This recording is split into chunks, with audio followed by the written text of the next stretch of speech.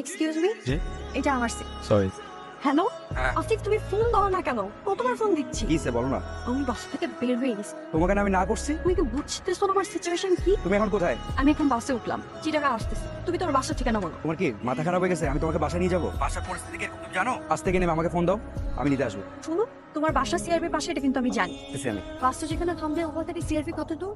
1 kilometre. আমি আপনাকে আগে কোথায় যেন দেখেছি। সেই কমন ডায়লগ ছেলেদের। কোথায়? তাই তো, কোথায় শেষ কবে আসছিলেন যেন? দেখেন, আমি না অনেক ঝামেলায় আছি। সরি, আমার মনে হয় আমি আপনাকে 2 বছর আগে দেখেছি ট্রেনে। আপনি আপনাদের ফ্রেন্ডের সাথে ছিলেন। হ্যাঁ, একটা বিয়ের দাওয়াতে এসেছিলাম। আপনি বলছিলেন না যে সব ছেলে কমন ডায়লগ, সব ছেলে এক হয় না। সরি, বাসা থেকে পালিয়েছেন? সবই তো শুনলেন। একটা কথা বলি, জি বলেন। আপনার মেয়েরা এমন কেন?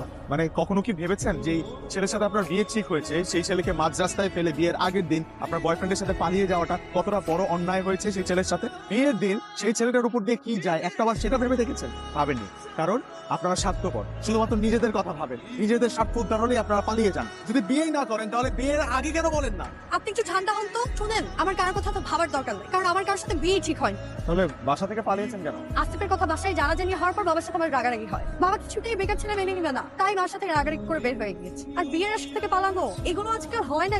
কপাল পোড়াদের হয়। সরি, আমি আসলে না বুঝে। চলেন না। আচ্ছা, আপনি এত সিরিয়াস হয়ে গেলেন কেন তখন? 2 বছর আগে আমার বিয়ে ঠিক হয়েছিল, মেয়েটাকে অনেক বেশি ভালোবেসে ফেলেছিলাম। সব থেকে বেশি কষ্ট লাগতো কখন জানেন? যখন মানুষ সবকিছু জেনে আমাকে প্রশ্ন করতো তোর বউ নাকি পালিয়ে গেছে। সিআরবি কিন্তু আমার বাসায় যেতেই পড়ে। আপনি চাইলে আমি আপনাকে নামিয়ে দিতে পারি। ঠিক আছে, অনেক ধন্যবাদ আপনাকে। Best of luck.